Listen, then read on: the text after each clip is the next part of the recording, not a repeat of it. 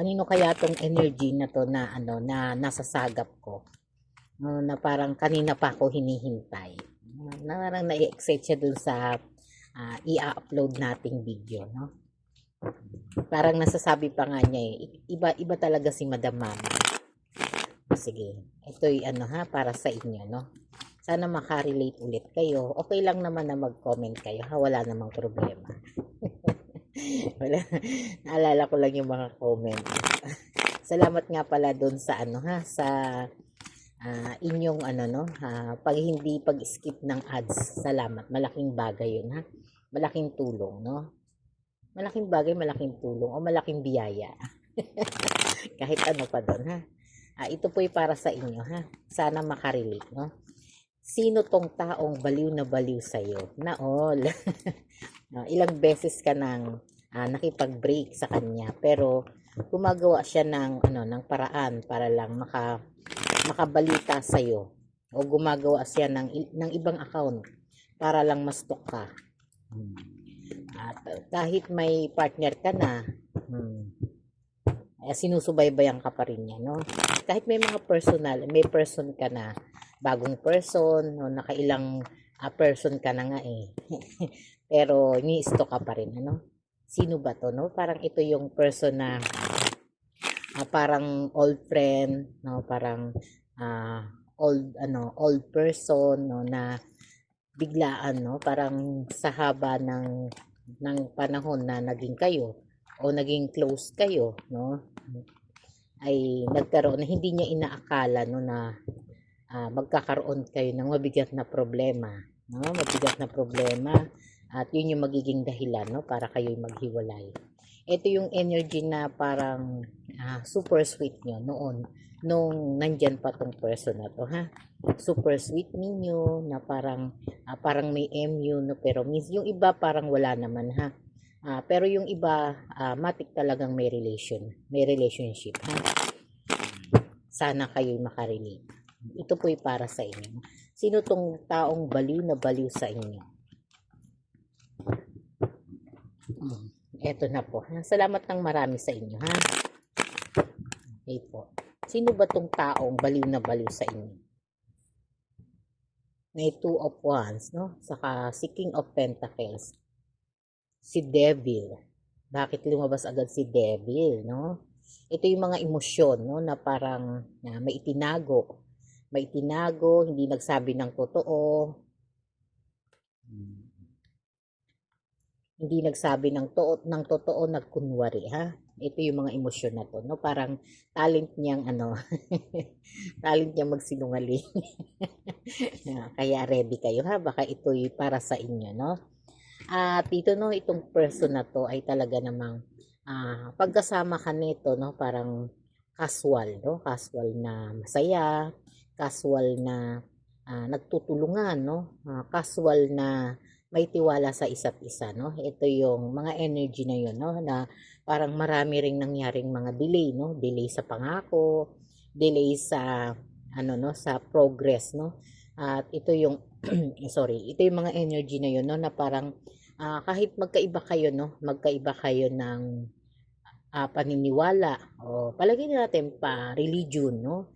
Religion, pananaw sa buhay, no. Ito po yung mga energy na yun, ha, na dati, no, nakikita natin madalas kayong magkaroon ng debate, no, kahit maliliit na bagay na pagdidebatihan, no, tapos biglang ano, no, biglang nagkaroon ng lumabas si King, no, si King of Pentacles, no, na dumating sa panahon na nakita mo yung mga mali, no, parang andoon nagsawa ka dun sa mga maling naging habit niya, no, naging casual sa kanya yung ganong senaryo ng buhay, no, pero parang ikaw nawiwirduhan na, no, nawiwirduhan at talagang parang para sa iyo, no, napaka-unbelievable ng kanyang mga ginagawa, sinasabi, no, at mga nililikha niya sa isip niya, no, parang meron siyang sariling mundo o kakaibang mundo, no. Kaya dito, no, parang dumating sa panahon, no, na parang na out of control, na parang nakita mo yung totoo niyang ugali na may mali sa kanya, no. At dumating sa panahon na parang nagkaroon ng ano, no, ng temptation doon sa mga sitwasyon, sa sitwasyon na yon, no?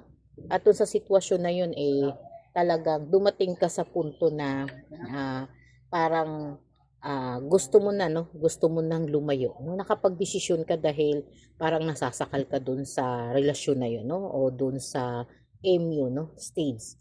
Na ito yung mga relasyon. Yung iba kasi meron ng matik talagang relasyon. Yung iba MU lang, no? Na parang kayo pero hindi kayo, no? Yun yung mga emosyon na to. At dito na sa Five of Wands, no? Sa Five of Swords pala, no? Dito napansin mo ha, lumipas pala ang mga taon, no? Mga taon, mga araw, mga buwan, no? Possible mga linggo din ha. May mga ipinangako to sa'yo, no? May mga ipinangako na hindi niya talaga tinupad, no? Ha, parang yung iba pera eh. Yung iba naman parang career, no? Yung iba naman plano sa future, no?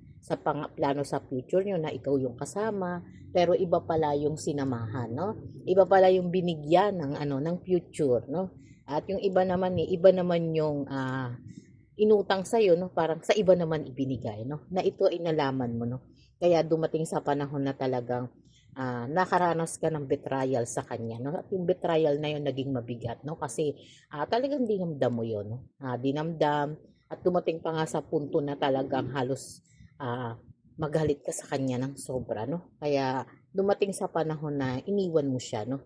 At na doon mo lang napagtanto, no, na siya pala yung lihim mong kaaway, no, na akala mo sa iyo niya ipapangako ang langit, pero hindi pala langit ang ipinangako sa iyo, no, kundi malaimpyernong buhay na ngayon ay pinagdudusahan mo pa, no? At dito sinasabi pa rin sa Ten of Pentacles, no? At kaya dumating sa panahon na nagkaroon ka ng major major problem, no? At family problem. Syempre, nasa iyo pa rin yung sisi, no? Dahil yung iba dito nakapagpautang ng malaki. Yung iba naman dito parang naanakan, no? Yung iba naman dito basta iniwan na lang sa ere, no? Na ayun, yung parang nagkaroon ng broken legacy, no? Na walang natupad dun sa mga pangako na yun. Kaya nagdesisyon ka, no? Kaya nagdesisyon, no, na feeling mo andoon feeling mo nakakulong ka dun sa sitwasyon na wala kang magawa. Na ito yung panahon na parang sinisi mo talaga yung sarili mo, naging krisis ng sarili mong buhay, no? Kaya dumating sa panahon na talagang dumating sa panahon na ngapa ka, no? Nangapa ka dun sa sitwasyon, nangapa ka dun sa sitwasyon mo, sa kalagayan mo, no? Napakabigat ng energy po natin, ha?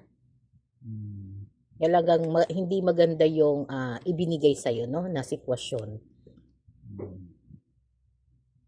At dito no meron tayong Three of Pentacles, no? Dito sa Three of Pentacles, no, talagang dumating sa panahon na hindi mo nagamit yung skill mo, hindi mo nagamit yung pamamaraan mong sarili dahil dito ka umasa, no? Umasa ka sa kanya kaya nakastuck ka, no? At dito sinasabi pa rin dito dito sa Four of Swords, no? Kaya nagkaroon ka ng padalos-dalos na desisyon. Nagpadalos-dalos ka ng desisyon at kumawala ka doon, ha? At sabi nga dito sa Page of Wands, no? Naging masama man o naging masama man ang balita o ang naging masama man ang balik sa iyo nito, no? Kaya dumating sa panahon na nakipaghiwalay ka na, no? At lumipas na rin yung mga taon na yun sa paghihiwalay mo, ha? Kaya parang nakapag-move on ka na, no? Naging aware ka na doon sa mga nangyari, no? Naging aware ka na at sinikap mong mabuhay, no? Sinikap mong mabuhay, sinikap mong itaguyod ang sarili mo, no? At ngayon nakapag-move on na, ha? At maganda na rin ang nagiging resulta ng buhay mo na nabubuhay ka nang wala siya, no? Nabubuhay ka nang wala siya, pero ngayon masaya ka na, ha? At ngayon no, parang gusto lang niya makibalita sa'yo kung ayos pa ba yung buhay mo o nabubuhay ka pa sa nakaraan, no? Kaya ito'y napaka-toxic, ha? At hindi lang siya basta baliw sa'yo, ha? Siguro talagang meron na tong meron ng obsession sa sarili, ha? Kaya kung magkakaroon man kayo ng komunikasyon, pag-isipan, ha? Pag-isipang mabuti kung dapat o hindi dapat, no? Para hindi ka na bumalik sa dating kalagayan. Salamat po sa lahat.